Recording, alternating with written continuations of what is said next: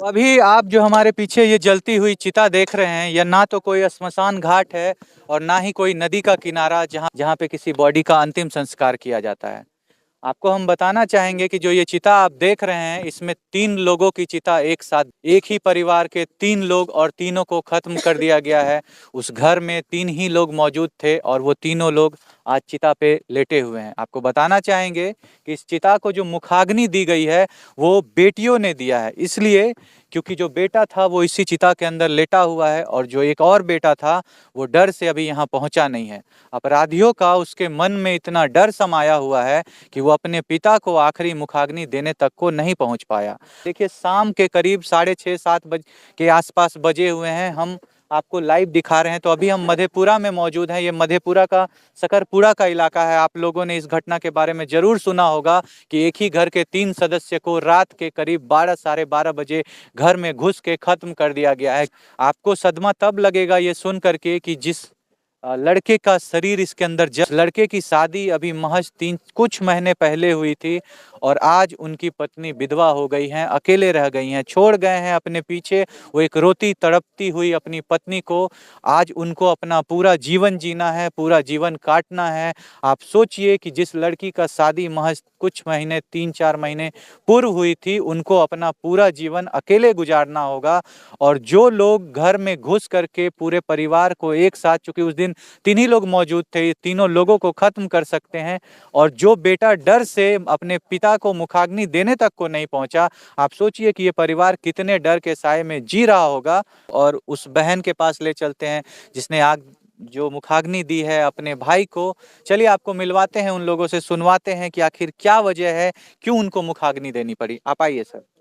आप देख सकते हैं हमारे हिंदू रीति रिवाज के तहत हमेशा माता पिता को या किसी को भी एक पुरुष मुखाग्नि देता है, लेकिन आज एक मजबूरी है जो ये 2 बहनें, एक ने अपने भाई को मुखाग्नि दी है और एक ने अपने माता पिता को मुखाग्नि दी है। आप यहाँ पे जलता हुआ 3 चिता देख रहे हैं। बेटा पहुँच नहीं पाया है। इनके गुजरे हुए करीब 60 से 65 घंटे हो गए हैं। लगातार पिछले 3 दिनों से परिजन इंतजार कर रहे थे। यहाँ पे दीदी मौजूद हैं, उनसे जरा बातें करते हैं, पूछते हैं। इन्हीं दोनों बहनों ने अपने माता पिता और अपने भाई को मुखाग्नि दी है। पूछते हैं इनसे आखिर क्यों इनको मुखाग्नि देनी पड़ी। बहन, ऐसा क्या हुआ कि आपको अपने माता पिता और अपने भाई को मुखाग्नि देनी पड़ी? भाई मेरा नहीं आ सका ना अभी। आपके बड़े भैया नहीं पहुंच नहीं सके? पहुंच सके। क्यों नहीं पहुंच सके बहन? इधर से पीछे पड़ा हुआ, उसके पीछे कौन उनके पीछे पड़ा उसका हुआ है? भाई। उनका भाई उनके पीछे पड़ा हुआ है? चचरा। आप लोग तो ये लोग तो 2 ही भाई थे ना जी? पापा उसका ना, उसका अच्छा, भतीजा निरंजन है। हाँ, वो क्या है, क्या घटना है मैम?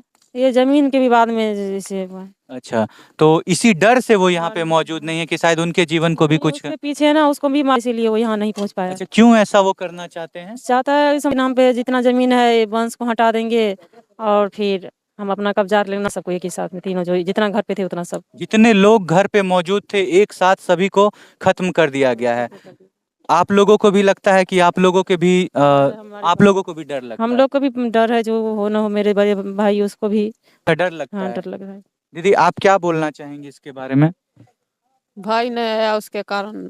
उसके कारण आप लोगों को चिता को आग देनी पड़ी। जी। आपके भैया इसलिए नहीं आ पाए क्योंकि उनके मन में भय है कि अगर हम आएंगे तो मेरे ऊपर भी कुछ खतरा मंडराएगा। जी। जी। आपको यही लगता है? जी।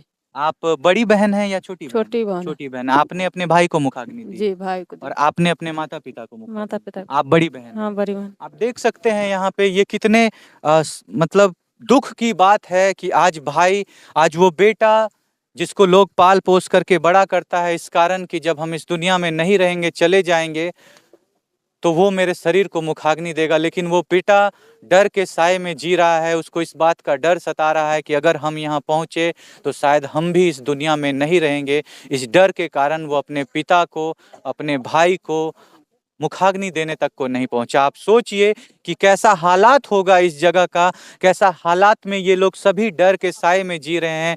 खुलेआम अपराधी इतना बेखौफ हो गए हैं, ना तो उनको प्रशासन का डर है, ना तो लोगों का डर है। घर में घुस के 12 बजे रात में एकदम खत्म कर दिया गया है तीनों को। जब हम लगाएंगे आपको थंबनेल में, आप उनकी तस्वीर देखिएगा, आपकी देख करके रूह कांप जाएगी कि किस बेरहम तरीके से उनको खत्म किया गया है।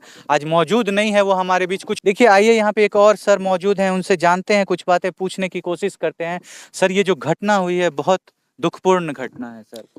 यह जो है जमीन का विवाद है इन लोगों का आपस अच्छा, में, हाँ। कई सालों से चला आ रहा है। अच्छा ये 3 भाई हैं। अच्छा, इनको तीनों भाई में सब दिन से लड़ विवाद रहा है। आपस में विवाद हाँ हाँ, सब में कई रहता बार पंचायत हुआ है, आवेदन दिया गया है, कई केस इन लोगों के ऊपर है, जो कि कोर्ट में एसपीडी ट्रायल भी चल रहा है। अच्छा अच्छा, और कुछ केस में पेंडिंग भी अभी दिखा रहा है। हाँ। कुछ दिन पहले पंचायत भी हुआ था। अच्छा, तो पंचायत में कई लोग आए थे, सरपंच साहब थे, हम लोग भी आए थे, हम्म, कई लोग आए थे। हम्म, यहीं बगल में दरवाजा है। कुछ दिन लगभग 20 रोज से ज़्यादा हो चुका होगा। अच्छा अच्छा, कई बार, एक बार क्या, कई बार पंचायत हुआ है इनके यहाँ। हाँ। इनके बड़े भाई का नाम क्या है, की नाम छे? उन्होंने ही मतलब वो राम नारायण, राम नारायण नाम हाँ, छे ना? जी।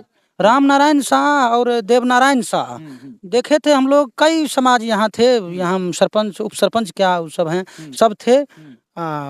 पंचायत में भी कई बार मारन, खेत पे नहीं चढ़ने देता है जबरदस्ती, जमीन इनका आप जो लोगों ने शिकायत प्रशासन से नहीं की इन सभी बातों की, जब लगातार इस तरह क्या प्रशासन को क्या कहते, यहाँ पंचायत में ही ये लोग करता था। प्रशासन से आप लोगों को पुलिस प्रशासन पे भरोसा नहीं है? नहीं, प्रशासन पे तो भरोसा है, तब ना। आज वो देखिए, इनका जो बड़ा लड़का है सूर्य नारायण बाबू का, उनको धमकी दिया गया, एक निरंजन नाम का है, उनके मोबाइल से।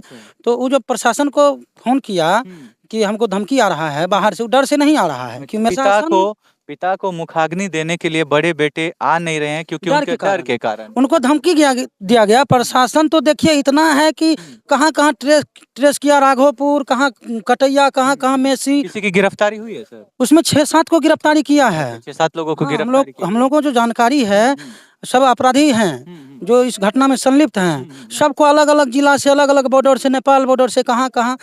यहाँ जो हैं जिला के अधीक्षक महोदय जो काम किए हैं, इतना जल्द इतना को पकड़ लिए हैं। सब भागा हुआ था, सबको ट्रैक करके, कौन कौन सेल क्या कहते हैं, सबको मंगा करके जो काम किए हैं इस घटना में हम देख रहे हैं। इतना आदमी को पकड़ लिए हैं।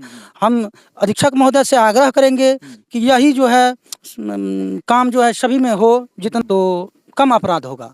हम जो देख रहे हैं, पुलिस प्रशासन से संतुष्ट हैं उनके कार्रवाई? एकदम संतुष्ट हैं। आज जो कल जो धमकी दिया, आज भी धमकी दिया, आज उसकी गिरफ्तारी की। आज गिरफ्तारी पुलिस अधीक्षक महोदय के माध्यम से आज उसको गिरफ्तार किया गया। जो फोन पे कह रहा है कि तुम आओगे तो तुम लोगों को भी डर लग रहा है सर? एकदम डर लग रहा है। हम लोगों के साथ भी जी एकदम। एक दीपक नाम का है, उसको भी कॉल करता है। कुछ लोग 3-4 दिन से यहाँ था, वो भी रिलेशने हैं आपस में सब आदमी, कि तुम सब कुछ कर रहा, को भी फोन कर रहा था। इनके बड़े लड़का को भी फोन किया कई बार, 3-4 रोज से कर रहा है कि तुम क्या कहना चाहेंगे बाबा? क्या कहना चाहेंगे? क्या कहना चाहेंगे बाबा? हम जो ये घटना हुई है सर, एक घर में 3-3 ये घटना जो है बहुत अन्याय है, बहुत अन्याय हुआ। बहुत आ रहा है ना, आगे आ जाइए आप। हाँ, इतना घटना हम अभी जिंदगी में नहीं देखे हैं। हाँ, इस घटना के एक ही घर में ये 3 ठो आदमी को खुलेआम अपराधी आते हैं, रात में घर में घुसते हैं और खत्म करके चले जाते हैं निर्भीक होकर। हाँ वही है, वही बात है। जाता है अब उसको कोई निर्भीक को मारा। अब देखिए अलग में सुता हुआ औरत, उसको जाकर के सोई हुई औरत तक को नहीं छोड़ा। उसको औरत लक्ष्मी होता है, लक्ष्मी होता है। लक्ष्मी उससे बढ़कर के कुछ नहीं होता है। अब उसको भी अपराधी शासन नहीं होना चाहिए। आप लोग को रहने पर, आप लोग को हम जानते हैं, हम लोग बाहर का आदमी है। आप लोग को देख करके यहाँ हम लोग हैं, नहीं तो हम लोग नहीं रहते, चला जाते। काहे तो यहाँ क्या मांग करना चाहेंगे सर आप प्रशासन से? जी, आप क्या मांग करना चाहेंगे पुलिस प्रशासन से? क्या आपकी इच्छा है? यही ना, रक्षा होना चाहिए। और क्या मांगे? जो बचे हुए लोग हैं उनको बचाइए, जो बचा हुआ है सर उसको बचाइए, हम कृपा करके कहते हैं। बहुत दुखद पूर्ण ये घटना है जो भी हुई है, उसके लिए हाँ, जी सर। आप लोग तो देखबे करते हैं खुद यहाँ क्या होता है। जी सर। मैं को गलत कहेगा, आप तो खुद यहाँ है, यहाँ देख रहे हैं क्या दशा हो रहा है। जी। इसको आप जरा सा इसको सुधार कीजिए और इसको रक्षा करना होगा आपको। धन्यवाद जी। क्या कहना चाहेंगे सर? क्या डिमांड करेंगे आप पुलिस प्रशासन?